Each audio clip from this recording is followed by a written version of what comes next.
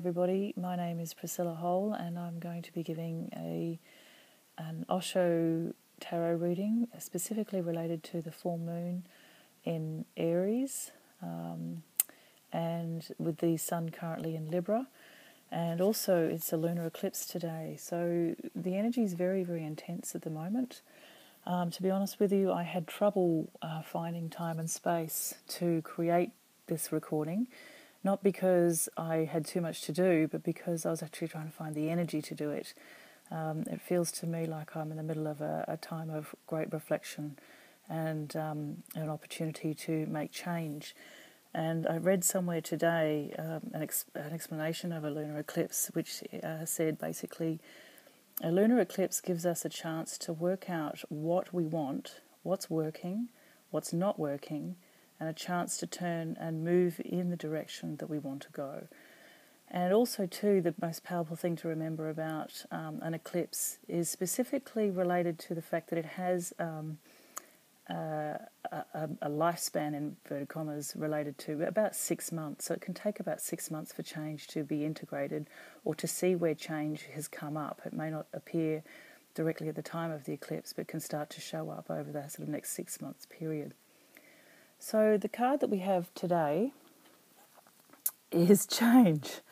Okay, and for those who are coming to this reading for the first time, just wanted to advise that I don't look at the card before I draw it or before I show it to you.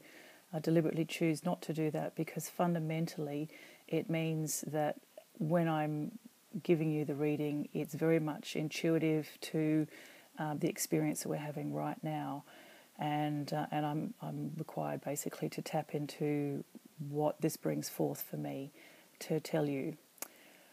Okay, so this card is specifically called change, and it shows you a lot of energy. It shows you a whirling vortex that it couldn't actually, if you look at the lines from the outside, it starts to look like the lines that would be maybe a cyclone. If you're looking at satellite pictures, and what it's really saying is that there's so much change going on around us, and the best way fundamentally to cope with the changes going on around us is specifically to stay as centered as possible within yourself. You'll see a lot of change going on for a lot of people, and in particular for yourself, and the most powerful way to cope with the change that's coming through for you is to stay focused on what matters to you the most. As you can see, there's a little yin-yang symbol in the middle, which is really telling us to remember that there's duality in everything, and that there's and the best way to stay focused is to tune into what's most important for you. If you start looking outwards, it's like being on the outside edge of one of those whirling playground swings, where if you sit on the outside, fundamentally you're going to get incredibly dizzy and you're going to want to fall off, and that throws you off center and makes it harder and harder for you to focus. If you stay towards the center, then the most important part about staying in the center is that you can keep your own balance. The other thing that you can probably derive from this particular image is that you're going to be the center of your own storm, okay? If you keep going outside yourself, if you keep looking at what's going on outside, you will lose your balance. You'll get caught up in other people's dramas. You'll lose focus on the change that may be relevant for you. You might miss things that matter. And the most important thing to remember is you are the center of your own storm. I think that's probably the best way to describe this card.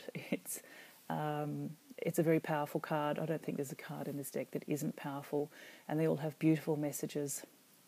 So over the next 3 to 6 months, it's definitely a time to look at what's going on in your world. Remember that you are the most important person in your world, not anybody outside of you.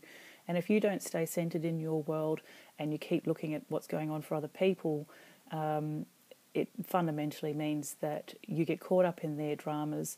You end up becoming totally out of balance and totally out of sync, and you actually aren't serving yourself, which means that you can't even really help anybody else either.